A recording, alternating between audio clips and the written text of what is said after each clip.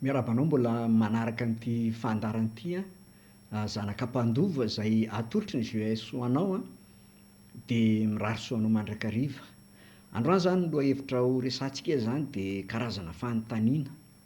Rehefa betsaka ny resantsika tamin'ny fandarana teo aloha momba ny fanjakan'Andriamanitra, ny fanjakan'ny lanitra sy ny zay rehetra ao anatiny sy ny any ivelany fa androany indray tsika de jery hoe ahoana moa zany ny anatanterahana le teny Jesosy hoe katsao aloha ny fanjakako sy ny famarinako de hanampy ho anao ny zavatra rehetrarehetra.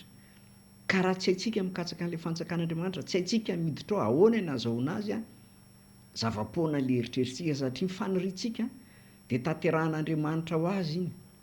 Ay ny manatanteraka an'iny araka ny teniny rehefa ao anatin'ny fanjakantsika satria mananjoa-tsika andova zay rehetra ao anatin'ny fanjakan'Andriamanitra.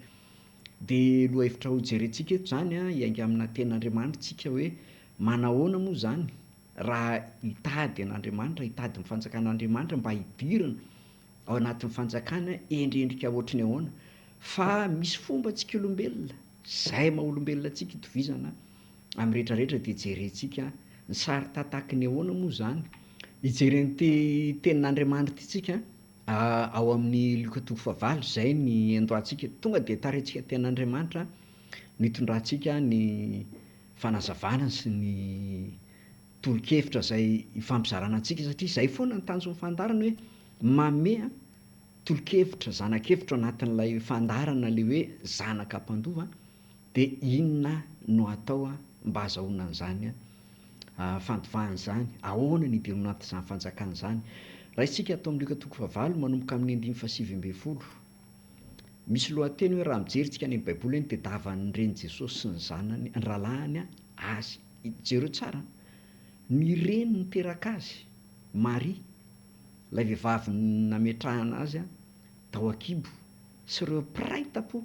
Eto aloha de marihana fa Jesosy tena manam-piray tam-po ara-nofo mety misy fampianarana any amin'ny fiangonana, mety tsy resahana mihitsy zany fa tena misy ary mpiray tam-po voasoratra ao daholo ny anarany ary voasoratra ao ny toerana sy ny hoe ny isany hoe iza avy ny ralahany ty iza ny anabavin'i Jesosy ara-nofo zany fa tsy hoe rahalahy ao amin'ny tompo na ranabavy ao amin'ny tompo ty fa tena mpiray tam-po. Tsy hidirantsika lala iny fa ny tena hevitry ny fampianarana sy hevitra tiana atolotra eto indray zany mifampizarantsika.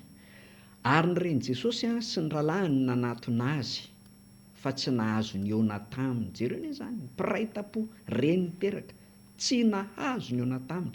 Zay voasoratra eto aloha ny vakiako ny version BDB ny karazana fandikana zany BDB amin'ny baiboly tsy asiantsika resaka iny.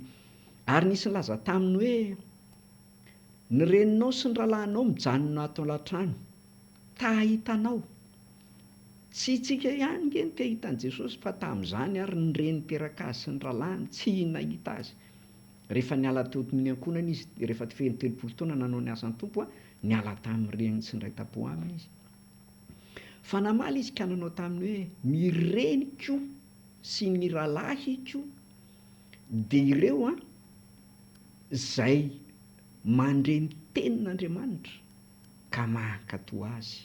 Ny reniko sy ny ralahiko de ireo zay mandre ny tenin'Andriamanitra ka mankatoa azy. Zay zany le teny iangatsika. Hitanao, ay zany tsy le anarana hoe kristianina, ay zany tsy le hoe manana fiangonana, zahay fiangonanay efa ela be, efa tranainy. Araka ny efa niresahako teo aloha moa ho anahy manokana ty za tsy maniry hoe ny hevitro ny marina fa ho anahy manokana azoko atao mamoaka ny hevitro manokana. Za tsy resy lahatra amin'izany hoe anaram-piangonana hoe fiangonana zokiny na zandriny zany fa antsana mampisara-bazana ireo olona zay miantso ny tena no kristianina zany. Mbola tsy ao anatin'ny zanak'Andriamanitra aloha zay satria ny zanak'Andriamanitra tsisy fiangonana zokiny zandriny zany fa mitovy. Eto ary ralahan'i Jesosy mpiray tam-po aminy nitady azy tsy afaka nahita azy. Ny reninao sy ny ralahanao mijanona ao an-latrano te hahitanao ozy mpianatra. Mpianatra zany ny intermédiaire eto. Jereo tsara, tsy mpiray tam-po amin'ny tompo, tsy ny reny niteraka azy no nanao intermédiaire tamin'i Jesosy ary mbola nofo Jesosy mbola tety an-tany ty resaka ty fa tsy afaka nahita azy. Ary izy namaly koa zao mivaly teny Jesosy hoe ny reniko sy ny rahalahiko, izy tsy niteny hoe mamanay Maria sy ry Jose sy ry ny rahalahy nytonony anarana ao ambanimbany any na any amin'ny filazantsara hafa, fa nyteny mihitsy hoe ny reniko sy ny rahalahiko de reto zay mandreny tenin'Andriamanitra ka mankatoa azy. Zay zany ny fepetrana condition takina mampiraita-po mazanaka mpandova, miaino tenin'Andriamanitra, mandre de miaino de mankatoa, mpiaino mpakatoa fa tsy mpiaino fotsiny. Ary zay matetika mahavoantsika olombelona, itsika izay misarotra ny anarana hoe kristianina. Tsika mandresaka lady any am-piangonana, mandretsika eny ambonin'ny fiara sy ny sisa fa tsika tsy mankatoa. Zay le fankatoavan'izay zay mahazanak'Andriamanitra, zay mampiraita-po satria condition, définition napetraka Jesosy mihitsy, tena fepetra sy famaritana, ny reniko sy ny rahalahyko de ireto zay mandre ny tenin'Andriamanitra ka mankatoa azy. Oviana moa tsika nankatoa ny tenin'Andriamanitra, oviana moa ny tenin'Andriamanitra ny teny hoe zao didy vaovao meko nareo de mba hifankatiavanareo, mba halalan'izao tontolo zao fa mpianatro nareo de mifankatia. Mova ny anarana kristianina tsy miteraka fankalana, mova ny anaram-piangonana tsy miteraka fisaraham-bazana, araka nyresahana tamin'ny fandarana teo aloha hoe tena mametraka ve, mampitoetra tsara ve ny didy vaovao napetraka Jesosy le fomba tsika fiangonana amin'izao fotoana. Manjary misy olona nanontany hoe ahoana marina zany ny fagnanizany anaran'i Jesosy ve tsy Kristy, Kristy ny anarany, de ny olona zay mpanaradia nomena anaram-bositra hoe kristianina, fa Jesosy tsy mila kristianina fa mila mpiraita-po sy reny. Ireo mpiraita-po sy reny ireo tadiditsika tsara angamba rehefa teo amin'ny hazo fijaliana Jesosy hoe ry Jaona io ny reninao ary ry vehivavy io zanakao, izy tsy niteny hoe ry mama na ry neny, ry raha vehivavy io ny zanakao. De jerentsika izay tenin'Andriamanitra zay, jerentsika eto ty tenin'Andriamanitra ao amin'ny filazantsara ny Jaona manomboka ny 5:5 ty hoe nanahoana tokoa moa ny zavatra niseho teo amin'ny hazo fijaliana alohan'ny iverenantsika tamin'le tenin'Andriamanitra teo. Ny 5:5 zao vakiny, ary nijanona teo akaikin'ny hazo fijaliany Jesosy ny reniny sy ny rahavavy ny reniny, Maria vadin'ny Klopa sy Maria Magdalena. Maria maromaro zany moa zany teo. Ary no nihitan'i Jesosy ny reniny sy ilay mpianatra tiany mijanona teo de hoy izy tamin'ny reniny, raha vehivavy indro ny zanakao, jereo tsara, raha vehivavy indro ny zanakao, ary ho koa izy tamin'ilay mpianatra indro ny reninao. Ary tamin'izany oro zany de noraisin'ilay mpianatra ho any aminy izy. Zay zany le sary nresahantsika hoe napetraka Jesosy mihitsy. Jaona lay mpianana, Maria ilay reniny no nakambany hoe reo nareo no mpianaka, fa izy tahaka ny nanala tena satria iverina amin'ny Mahandriamanitra azy izy. Tsika moa tsy adevitra amin'ny fotom-pinoana na dogma na hoe doctrine na fampianaram-piangonana zay apetraka ny fiangonana rahavavy sy ny sisa, tsy dirantsika izany. Alaon'ny tsirairay samy andinika hoe mahazo ny fanjakan'Andriamanitra ve izy ary mifanaraka amin'ity tenin'Andriamanitra ity ve, fa nyresaka nyresantsika teo aloha mantsy de zao hoe itsika mandre fa tsy mankatoa. Jereo tsara ny soratra masina vakiantsika eto vakina le izy de ankatoavina. Ny renin'i Jesosy nasainy nandray an'ny Jaona, ary Jaona nasainy nandray ny reniny de Maria. Izy mianaka indray zany nolazainy hoe nareo no mpianaka. Raha tena mpiraita-po amin'i Jesosy tsika de tsika zay milaza ho zanak'Andriamanitra de mifankatia ohatran'ny Maria sy Jaona, mifandray. Ny zanaka manampy ny reny mitaiza ny zanaka, mifampitaiza zany. Eto moa zany faminaniana le izy tsy de dirako lalina fa faminaniana fotsiny izy hoe ny fiangonana eto, ny reny eto Maria de tandindon'ny reny fiangonana. Satria ny vehivavy de niteneny hoe nareo vehivavy maneke ny vadinareo tahaka ny aneken'ny fiangonana an' Jesosy, ary nareo lehilahy tiava ny vadinareo tahaka ny tiavan'i Jesosy ny fiangonana. Zany hoe ny vehivavy tandindon'ny fiangonana moa Jesosy, ny lehilahy tandindon'i Jesosy. Dikan'izany ny fiangonana sy ny mpianatra de nasaina mifampitaiza, tsy hiditra lalina ihany koa tsika. Fandresahako eto de le hoe ahoana ny fepetra sy ny fomba ahatonga atsika ho zanak'Andriamanitra mpandova. Inona no ilaina? Ny anarany hoe kristianina ve mahatonga antsika any an-danitra? Misy teny fanekena ho an'ny kristianina ve ao anaty baiboly? Ary ny anarana vao niforontsika ve zoko zandriny mampiavana ve sa mampiady any tsiraray mieritreritra? Fa hevitra aroso igny mba hoentiny atao amin'ity fandarana ity, anairana antsika zanak'Andriamanitra ho any an-danitra. Tsika za tsy manavaka izy makany, izy tsy makany, tsy anjarako zany sady tsy hidirako.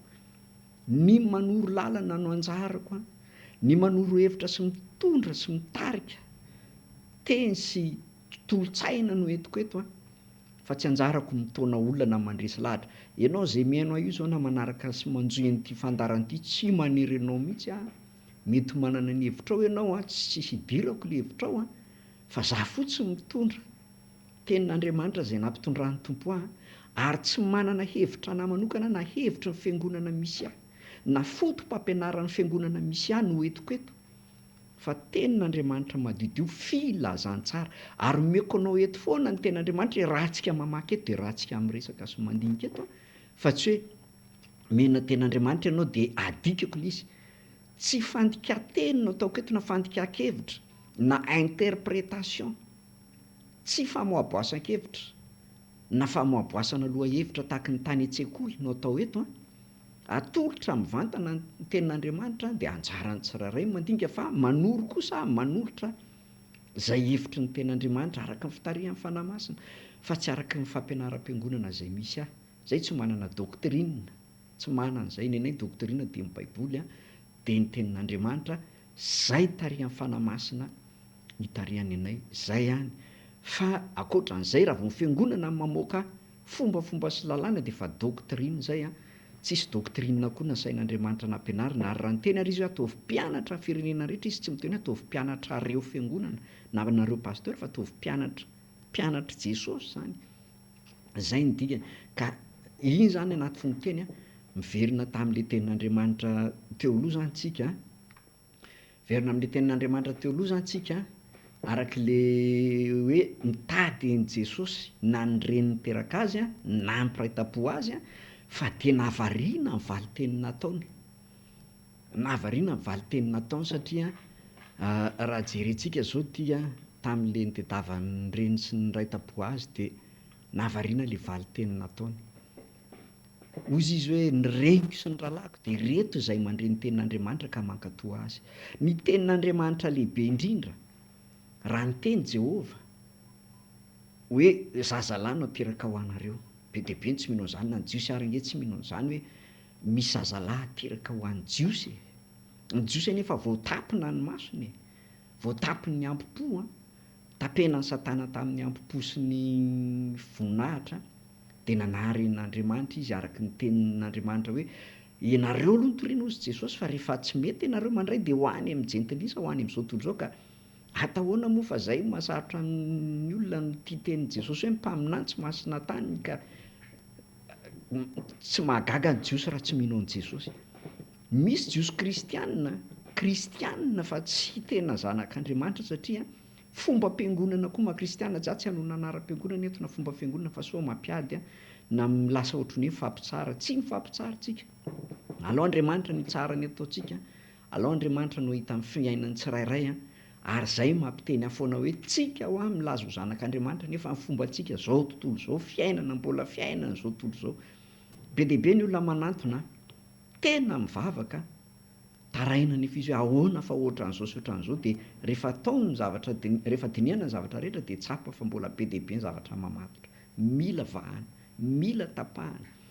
Zany rehetrarehetra zany mbola ho resahantsika amin'ny andro manaraka fa le lalana tarihana tsikelikelytsika raha manaraka an'izao fandarana izao no hatramin'ny voalohany de hitanao fa misy zoikevitra makany amin'ny fanantonana an'i Jesosy Kristy fa tsy mitady fiangonana. Averiko foana zay tsy hanomezako anarana, tsy hamezana numéro telefônina, tsy hamezana anaram-piangonana, hovaina ho any tantara, tsy taky ny mahazatra intsony satria tsy ara-baiboly zany. Ny baiboly tsy miteny mihitsy hoe manaova publicité na dokam-barotra satria tsy amidy, tsy varotra ny tenin'Andriamanitra ka amidy, fa fampafantarana lalana no ilaina. Jesosy no asandratra araky efa avoa izy nyty fandaranyity foana hoe araky ny tenin'ny Jaona mpanao batiso hoe izy tsy maintsy mitombo zako tsy maintsy mihena. Zay foana ny anay tazominay ary ny fampianarana eto dia ampisandratra an' Jesosy Kristy ary atakona anay tsy ho hita mihitsy. Zay no tena zava-dehibe. Averiko foana ny anay raha misy olona mitsara na makahala na manenjika tena fifaliana ao anay satria raha ny ten'Andriamanitra no nenjehana sambatra. Raha vao tsentsena koa tsika manana an' Jesosy mandray ny ten'Andriamanitra dia tsy ohatry ny olona miboridana, ohatry ny olona tsy miakanjo. Ho anay zany ny fanenjehana dia tahaky ny fitafy iny io, tahaky ny mangatsika raha ohatra no ka tsenjena noho ny amin'i Jesosy fa tsy noho ny fahotanana ny adalàna, tsy izay izy. Ka tsy izay zany ny tanjona fa dia tena zahay samy teny zay vakiana eto dia azavaina arak'ilay soratra eo sy izay soratra mifampiankina aminy ato anaty baiboly ialana ny fampianaram-piangonana, ialana ny doctrine, ialana zany ny fotom-pinoam-piangonana. Fa tena hoe apetraka hoe inona ny voaboasan'ity ten'Andriamanitra ity dia izay ny fampahirezana eto mba hahatonga ny olona satria hahatonga ny olona andrain'i Jesosy satria be dia be no voafitaka tahaka an'ity tranga mahazo ny marisy ny zanany ity averiko indray. Ary ny renin'i Jesosy sy ny rahalahiny nanatona azy averiko fa raita-po aminy ireo tena ranofo fa tsy rahalahy ao amin'ny tompo na nabavy ao amin'ny tompo. Reny niteraka azy Maria fa tsy hoe nentohany koa. Fa tsy nahazo ny aona taminy, tsy nahazo ny haona taminy. Ahoana re zany? Ka naninona tsy niandrasana rehefa mody izy rehefa lasa nanao ny asa ny tompo tsy miverina tany an-tranony Maria intsony izy. Tsy miverina tao amin'ny ray aman-dreny intsony izy, tsy miverina tao amin'ny ray tapo aminy intsony izy fa lasa nakany amin'Andriamanitra izy, nanao ny asan'Andriamanitra izy, tsy nijanona, nafoy ny tokantrano, nafoy ny reny, nafoy. Zay ilay teny hoe raha misy mafoy ny reny ny tany ny zanany eny ny ainy araka noho ny amin'ny filazantsara dia tsy maintsy honerana avy zato teny dia nity zany ary fanenjehana ny kadohany. Zay no ataoko hoe kadoha ilay fanenjehana, ny kadoha ve ho lavina. Tena rarina soa mihitsy ny kadoha betsaka. Fa ilay kadoha tsy zakan'ny olona kristianina, tsy zakan'ny olona tsy zanak'Andriamanitra fa kristianina fotsiny. Fa ny kristianina nge rehefa enjehin'ny olona tsy mahazaka ary matetika mivadika ny kristianina rehefa enjehina, rehefa tratra mena amin'ny ravoravo sy ny fakam-panahy rava, eo no ilalana azy hoe kristianina fa tsy zanak'Andriamanitra. Be dia be ohatry ny voakitika kely sy ny resaka nyity teny fampianarana ty hoe ahoana ny kristianina ka vakio amin'ny baiboly. Za zany teny fotsiny hoe vakio ny baiboly hoe misy ve ao teny milaza fa ny kristianina zany dia ny kristianina zany dia tonga dia anarana mahavovonjy ato anaty baiboly. Dia anjarantsika mijery an'izay. Dia anjarantsika mandinika an'izay hoe mitombona ve zay. Za zany mampahery antsika kristianina indray ny resahako. Itsika kristianina izay milaza fa manara-dia an'i Jesosy dia ny tsara raha mitoetrantsika na tsy mitoetra. Satria raha izao zany raiso hoe Jesosy ny reny niteraka azy zao sy ny raita-po tamin'izao tsy nahazo ny aona taminy. Ka raha misy milaza hoe alao any amin'ny reny ny resakitsika na alao any amin'ny raita-po aminy tsika ny akodiansa ko ny reny sy ny raita-po raha tsy nahazo ny aona taminy. Dia inona zany no azontsika lazaina? Kanefa izy nanome lakile Jesosy. Tsy ny avinavina izy akory fa nanome lakile.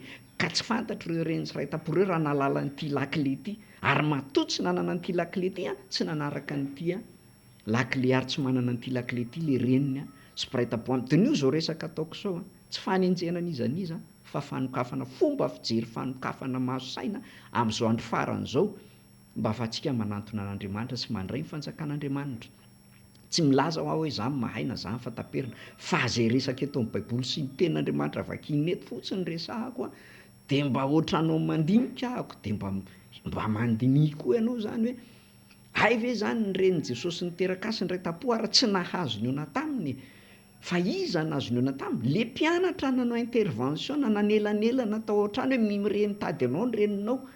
Dia reto mpianatra zany nanantena hoe ampidiro izy. Tsy izay. Aty amin'izao tontolo izao, fanjakan'izao tontolo izao raha mahafantatra olona ianao amin'ny fitondrana milamina ny fiainanao. Zay ny zava-misy eto ambonin'ny tany. Tsy afaka miala an'izany tsika fa raha mahitsy zany na fitondrana iza ny fanesy teto ambonin'ny tany raha teto Madagasikara fotsiny jerena. Rehefa manana olo-pantatra ianao ny fitondrana misokatra ny varavarana. Tsisy afaka nentsika amin'izany eto raha toa hoe azo enjehina koa ary amin'izany rehetrarehetra zany a. Ten'Andriamanitra ny resako zavatra hita maso tsinona ny ainanako. Satria za tsy miteny iza nanao lizy na iza nitratra lizy na iza, fa misy samy matsapitsika malagasy olombelona rehetrarehetra zay manaraka an'izao fandaran'izao fa i raha mahita zany. Tsy hoe fampitsarana zany na hoe fanendrikendrenana izy hoe ranona manao zany ranona, fa misy lizy. Zany tsy midika hoe rehefa mpitondra fanjakana na mpanao fanjakana de manao daholo, ary milaza koa hoe tsy misy manao mihitsy izy. Misy manao le izy, fa tsy misy hoe iza lizy na tsy iza lizy a. Misy tena madio saina, misy olom-panjakana fantatra mihitsy, tena tsy azonao anaovana an'izany mihitsy izy. Za manana olona pirofo, olona ambony amin'ny fanjakana. Na teo aloha tamin'izao izy a, tena hoe olona fantatro akaiky, tena olona manam-boninahitra ambony a, fa tsy azo anaovanao na fianakaviana ry tsy mety anao. Misy zany, sady tsy teneniko izy fa misy kosa. De arak'le teny teo hoe aty amin'ny fanjakana zao tontolo zao a, rehefa malala olona ianao a, ianao mihainao io de mahafaka manam-porofo an'izany. Zay tsy anohizako lavitra an'izy. Ny reninao sy ny rahalahinao mijanona atao latrano any ivelany fa tsy ao an-trano, reny le tratran'ny loza any ivelany any. Tonga ny cyclone, tonga ny mihaintany, tonga ny arety mandoza toy ny corona sy ny karazany, reny le any ivelany le vona, de reny ny siraitapo aminy ary. Ka zay no ataoko anao le anarana kristiana tsy miaro anao ny coronavirus mihitsy a. Raha hindrana ny tenin'Andriamanitra ary ianao hoe hijery fotsiny ianao sy ny sisa, pindrany ianao fa tsy mbola miatra aminao le izy a. Raha vao mijanona maha-kristiana, fa raha zanak'Andriamanitra ianao a, tanteraka arabaky teny aminao ny filazantsara iny. Ka eto zany tsika, inona ny lakile zany mba ahafahana miditra ao amin'ny fanjakan'ny lanitra, ao amin'ny Jesosy ao anaty trano izy. Izy zany ao anatiny, fa ny reny sy ny raitapo aminy any ivelany, tratra ny mahazo ny olona rehetra. Zay le valitenin'ireo olona miteny hoe aiza Andriamanitra, raha misy Andriamanitra ko maninona n'izao manjo ny olombelona mitranga loza amin'izao tontolo izao, tsy afaka miaro ve izy? Averiko foana. Ny ao amin'ny tranony sy ao amin'ny ankonany no arovany, fa an'izao tontolo izao ny an'ny Satana, efa niteny Satana hoe azo tontolo izao sy ny fanjakany. Jesosy ary nyteneny hoe mekofo ianao de omeko anao, meko fanjakana ianao raha mila. Ka aza mirediredy tsika tsy mahalala, tsika kristiana koa aza miteniteny foana voafitaka, fa zay any ivelany tahaka ny reniny sy ny rahalainy a, janona any elatrano, tahita azy fotsiny, tsy tafiditra, trado zany ivelany any. Asa zao zay nanjoa azy tany, efa tao anatiny ary nisy malemy nalatsaky ny olona avy any tafitrano natsangan' Jesosy teo anio. Hitanao zany, misy lakile fidiranao amin'ny fanjakan'ny lanitra, fa tsy le hoe reniny a, zanany a, piraitapo a sy ny sisa, le hoe ara-nofo no tiako tenenina, fa ny zanak'Andriamanitra amin'ny mahara-panahy hoe zanaka nateraka, ohatry ny ahoana le nateraka, efa niresaka an'izany tsika tany aloha, nateraka avy any ambony fa tsy avy any ambany. Vakio tsara le nateraky ny rano sy ny afo, fa misy ny rano ambony de misy ny rano ambany any amin'ny Genesisy a, ka indraindray fangaro amin'ny fotom-pampianarana na doctrine io a, de misy ny ranobe sy ny rano kely a. Za moa tsy te hampiady hevitra eto, fa za mbola tsy nahita tao anaty baiboly hoe rano kely, rano be, tsy nahita an'izany a, fa ny fantatro dia manao batisa azy amin'ny anaran'ny Ray sy ny Zanaka ary Fanahy Masina.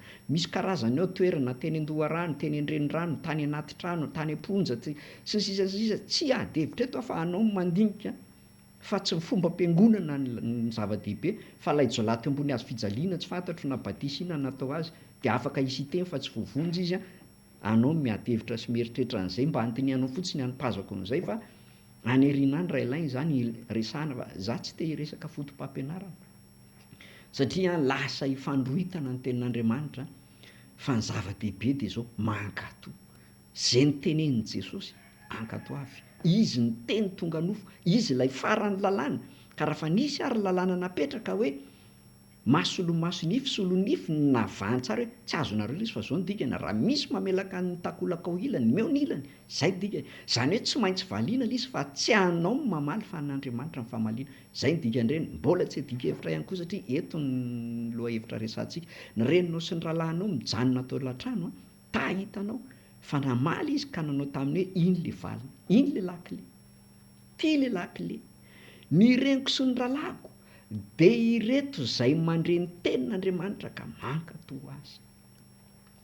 De ny tsara zay, ny reniko sy ny rahalahiko de ireto zay mandre ny tenin'Andriamanitra ka mankatoa azy. Zay le lakile atafidirana ao amin'le efitrano nisy an' Jesosy sy ny mpianatra zay tao anatiny fa zay tany ivelany na reniny ianao na ralahiny ianao na inona fa any ivelany ianao zay tsy ao anaty fanjakana ianao tsy nahazo ininona ray tapo any manan'olana ireo matoa nitady azy fa raha tsy isy olana ireo tsy nitady azy mihitsy inona ny lany azy fa misy olana matoa izy nitady azy ka ho antsika zay te ho zanak'Andriamanitra aza mandika vilany hoe zay te hiditra ho fiangonanay fa hoe ny fiangonanay zanak'Andriamanitra tsia fandarana le zanak'Andriamanitra raha fitiantsika zany le resaka teo raha verena antsika de fitiantsika hoe ny reninao izy sy ny rahalahinao mijanona atao latrano tahitanao de raiso ianao ve mba iny Jesosy ianao tia hita azy ve ianao fa ny reny teraka azy sy ny ray tapo ary tsy nanana fahefana ny eona taminy nanao intervention fa mpianany ihany ka za zany manoro anao hoe ny mpianatra Jesosy reo ny ray tapo aminy reo le zanaka mpandova ka ny atao hoe mpianatra de mankatò fampianaran' Jesosy fa tsy mankatò fampianaram-piangonana na mankatò fampianaran'olombelona zay zany fomba fijeriny zaraiko eto fa tsy mampianatra fomba ampiangonana fomba fijery averiko indray fomba fijery ny zaraiko eto mba ahafahanao maka hevitra hoe inona zany no tokony ataoko raha ohatra ka te hiona amin'i Jesosy te hiditra amin'le fanjakan'Andriamanitra averiko ihany fa le tao anatiny nisy malemina latsaka teny ambony tafitrano ny sitran'i Jesosy nefa ny reniny sy ny ray tapo any ivelany tsy niraisiny tsy nampidirina de ianao miavinavina ve Jesosy tsy afa manoatra izy satria zay napetraka ny rainy nametraka an'izay ary izy zanaka ka reto olona ray tapo aranofo reto tady anararoatra aranofo ary ny fiangonana amin'izao fotoana tady anararoatra an'izay toerana aranofo zay ny fivavahana de filahana aranofo tombontsoa aranofo mangata-pitahiana mitory ny fiangonana fitahiana no arentirenty fahagagana no arentirenty na de ao an-trano raha mahazo maimaim-poana an'izany rehefa ao amin'le efitrano fahagagana nge zany hoe malemy mitsangana teny Jesosy hoe baton fandrinao de ndany ianao hoe fahagagana nge zany ao anatiny ao misy fahagagana raisy-potsiny fa tsy mila tabatabaina toriana sy tsotsoana anaovana megafona be publicité be fa zao raha hitanao fa ao anatin'ny efitrano io Jesosy midira ao zay ny zava-dehibe ary ny fomba fidiranao de zao miaino ny teniny mankatò zay lazainy zay ny zava-dehibe zay miaino ny teniny mankatò zay lazainy ka de mampahery anao ho anao raha manaraka an'ity fandarantena ao de zavatra tokana ny tenenanao tenin'Andriamanitra rahana aza mitady olombelona aza manaraka olombelona aza manaiky resy lahatra olombelona ny teny olombelona no ampitondraina ten'Andriamanitra sady tsy mezaka ny andresy lahatra anao tsy faniriko ny andreseko lahatra anao na resy lahatra anao anaraka ny teniko na ny hevitro fa Jesosy arahana zay zany mba fanomezana azo ny fandarana zanaka mpandova izarana aminao satria izay koa mahatsapa fa zanaka mpandova tsy fanamarina tena na fanandràtan-tena fa zahay de mahatoky fa Jesosy rery ihany ny tompo sy mpanjaka fa tsy ny anaram-piangonana ary tsy ny fifampizarazarana araka ny atokotoko sy ny anarana elokalofiny hoe kristianina tsy mahavonjy zany ka zay zany amin'ity fandarana manokana ity no azo menanao indray de manasa anao amin'ny lohahevitra manaraka indray mahereza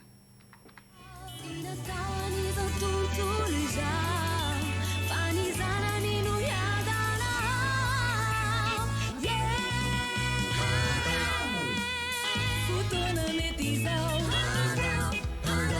naiditra ao ambany